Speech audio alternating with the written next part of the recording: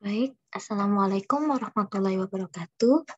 Di sini saya Ana Milki Istofa dengan NIM 18620120120 dari kelas Biologi D akan menjelaskan tentang fungsi ijtihad dan kedudukannya dalam Islam. Untuk pertama, yaitu apa sih ijtihad itu?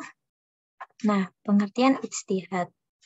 Ijtihad dari bahasa Arab berakar dari bahasa al-jud, yang berarti al-taho atau daya kemampuan, kekuatan. Atau dari kata al-jad yang berarti al-masyaqoh, yaitu kesulitan atau kesukaran. Sedangkan ijtihad dalam artian terminologi ishuliyah adalah kemampuan secara maksimal untuk mendapatkan pengetahuan tentang hukum-hukum syariat. Nah, adapun ijtihad menurut para ulama, yaitu diantaranya Ibnu Taimiyah menyebutkan bahwa ijtihad juga digunakan dalam bidang tasyawuf dan lain-lain. Menurut Abdul Hamid Hakim, ijtihad merupakan pengarahan kesanggupan berpikir dalam memperoleh hukum dengan jalan istinbat atau menarik kesimpulan dari Al-Quran, As-Sunnah. Sedangkan Ahmad Hanafi mengartikan dalam tambahan dengan cara-cara tertentu. Menurut At-Ribat bab alif, ijtihad adalah keadaan di mana seseorang faqih mencurahkan kemampuan pikirannya untuk menemukan hukum Islam yang masih zoni atau dalam prasangkaan. Kemudian, kedudukan dan fungsi ijtihad.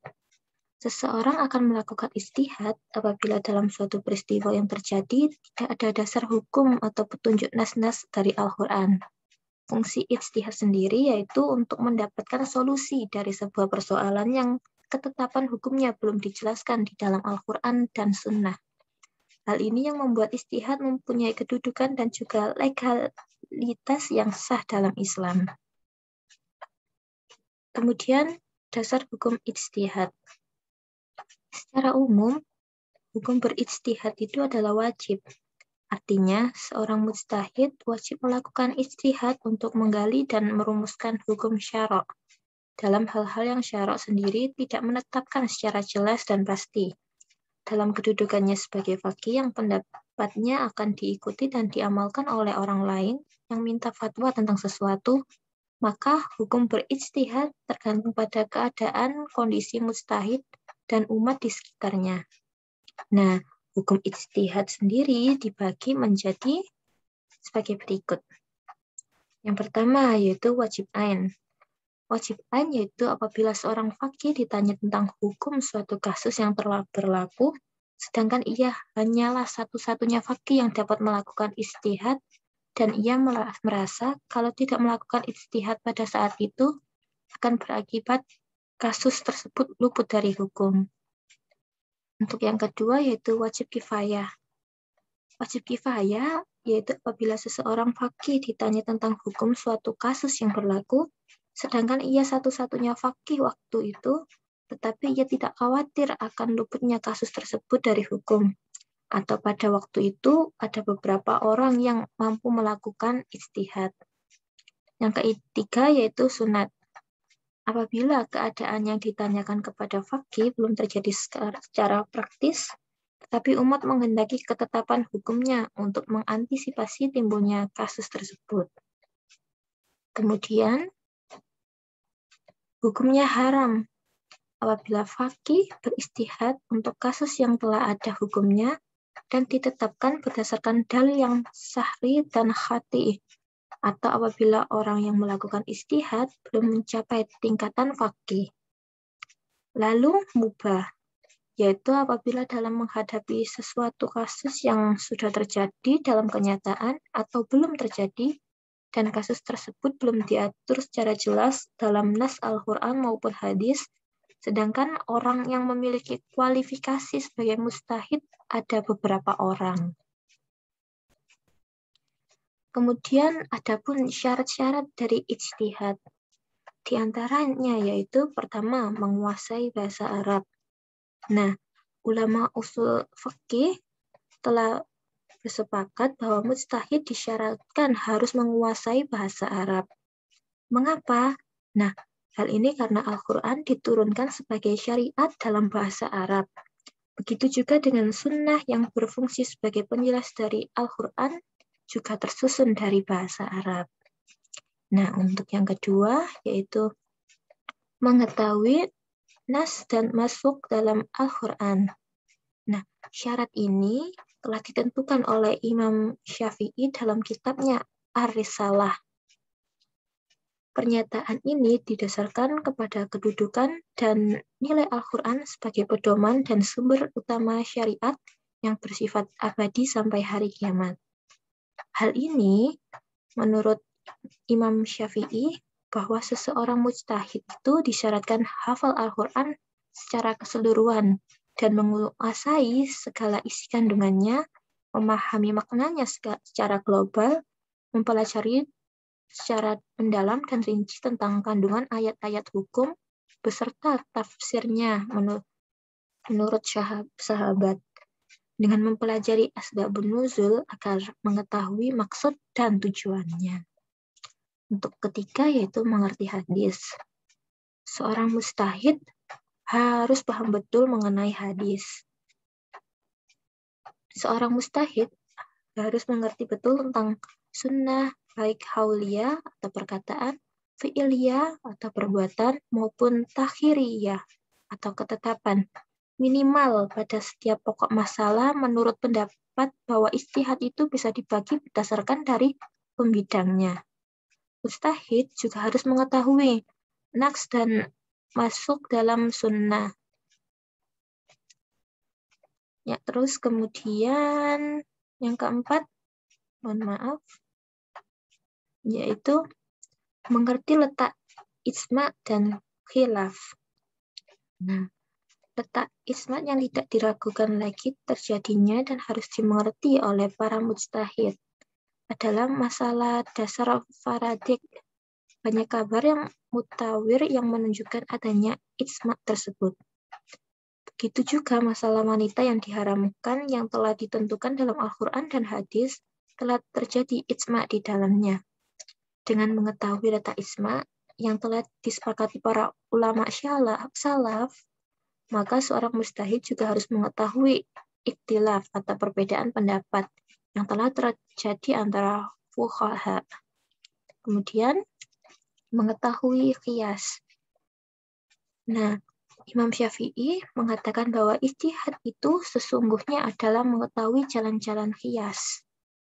Jalan-jalan qiyas yang harus diketahui oleh mujtahid itu ada 3. Di antaranya yaitu mengetahui seluruh nas yang menjadi dasar hukum asal beserta i'latnya untuk dapat menghubungkan dengan hukum furu' atau cabang. Yang kedua yaitu mengetahui aturan-aturan qiyas dan batas-batasnya, seperti tidak boleh mengkiaskan dengan sesuatu yang tidak bisa meluas hukumnya, serta sifat-sifat i'lat sebagai dasar qiyas dan faktor yang menghubungkan dengan furu'. Kemudian yang ketiga yaitu mengetahui metode yang dipakai oleh ulama salaf yang salih dalam mengetahui i'lat hukum dan sifat-sifat yang dipandang sebagai prinsip penetapan dan penggalian hukum fikih. Nah, kemudian mengetahui maksud hukum. Nah, hal ini sudah dimaklumi dalam hukum syariat Islam itu dimaksudkan untuk bertujuan sebagai kesejahteraan seluruh umat manusia. Sebagai realisasinya, maka syariat Islam haruslah mampu menjaga kemaslahatan manusia. Nah, hal ini ada 3 tingkatan, yaitu dauriyat atau pasti, hajiyat, kebutuhan, dan tahsinat atau pelengkapan.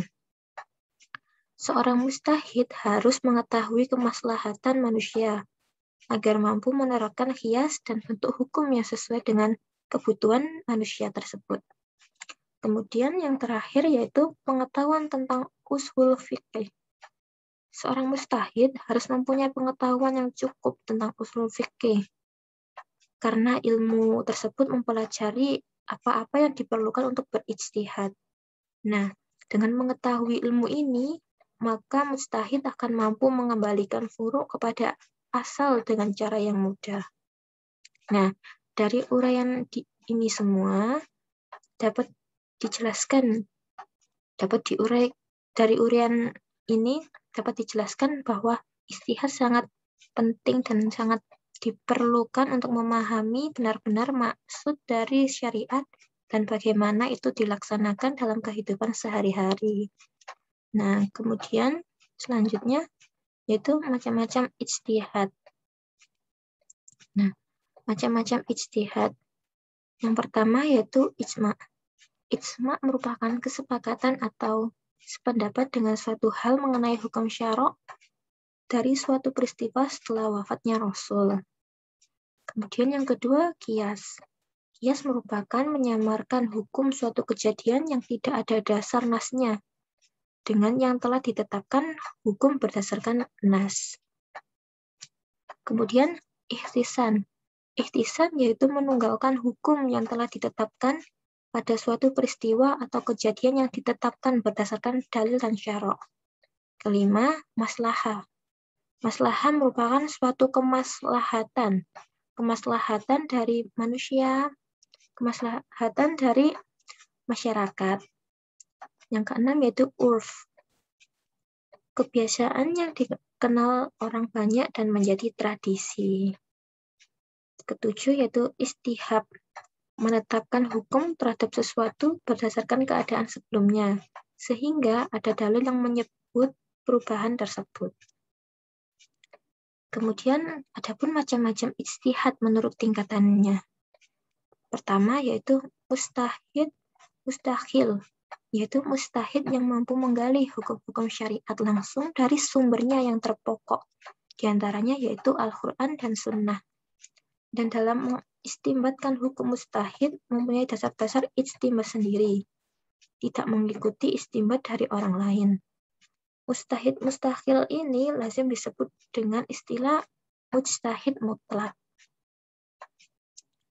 Kemudian yang kedua yaitu mujtahid muntasib, yaitu mujtahid yang dalam mengistimbatkan hukum mengikuti atau memilih usul istimbat imam mazhab tertentu. Walaupun dalam masalah-masalah furu' dia berbeda pendapat dengan imamnya. Kemudian yang ketiga yaitu mujtahid mazhab, yaitu mujtahid yang mengikuti imam mazhabnya, baik dalam masalah usul maupun furu'. Kalaupun dia melakukan istihadnya terbatas dalam masalah yang ditentukan dan hukumnya tidak dia peroleh dari imam mazhab yang dianutnya. Kemudian ijtihad murajjih, yaitu mujtahid yang tidak dapat mengistimbatkan hukum-hukum furu', apalagi hukum asal. Akan tetapi dia dapat membandingkan beberapa pendapat mujtahid yang ada untuk kemudian memilih salah satu pendapat yang dipandangnya paling kuat. Kemudian mujtahid mustadil, yaitu ulama yang tidak melakukan tarjih terhadap pendapat-pendapat yang ada. Akan tetapi dia mengemukakan dalil-dalil berbagai pendapat tersebut dan menerangkan mana yang patut dipegang atau diikuti tanpa melakukan tarjih terlebih dahulu. Adapun metode ijtihad. Yang pertama yaitu ijtihad intikhail atau ijtihad tarjihi. Ijtihad intikhai atau ijtihad tarjih adalah ijtihad yang dapat dilakukan seseorang atau sekelompok orang untuk memilih pendapat para ahli hukum terdahulu mengenai masalah-masalah tertentu, sebagaimana tertulis dalam berbagai kitab hukum Islam. Kemudian, menyeleksi mana yang lebih kuat dalilnya dan lebih relevan dengan kondisi masyarakat yang ada. Kemudian, ijtihad insya'i. Pola ijtihad yang kedua ini dibutuhkan pada masa sekarang. Nah, ijtihad insya'i merupakan usaha untuk menetapkan kesimpulan hukum mengenai peristiwa-peristiwa baru yang belum diselesaikan oleh para ahli hukum terdahulu. Kemudian ijtihad komparatif. Ijtihad komparatif merupakan gabungan antara kedua bentuk ijtihad di atas, yaitu intikhal dan insya'i. Dengan demikian, untuk menguatkan atau mengkompromikan beberapa pendapat, juga diupayakan adanya pendapat baru sebagai jalan keluar yang telah sesuai dengan tuntunan zaman. Kemudian untuk contoh ijtihad. Nah, untuk contoh ijtihad itu salah satunya pembatasan umur untuk melangsungkan perkawinan. Kitab-kitab fikih klasik tidak memberikan batasan umur untuk melakukan perkawinan. Namun, dalam pasal 7 Undang-Undang Nomor 1 Tahun 1974 tentang Perkawinan, KHI pasal 15 buku 1 Hukum Perkawinan, jelas mengatur umur perkawinan untuk laki-laki adalah 19 tahun dan perempuan 16 tahun. Nah, ketentuan ini juga didasarkan atas pertimbangan kemaslahatan keluarga dan rumah tangga. Nah, hal ini yang membedakan yaitu untuk di dalam kitab fikih klasik tidak ada pembatasan umur untuk melangsungkan perkawinan. Nah, namun di negara terdapat pasal yang mengatur tentang perkawinan bahwa laki-laki harus 19 tahun dan perempuan harus 16 tahun. Kurang lebihnya seperti itu. Baik, sekian presentasi dari kami. Untuk kurang lebihnya mohon maaf. Terima kasih dan wassalamualaikum warahmatullahi wabarakatuh.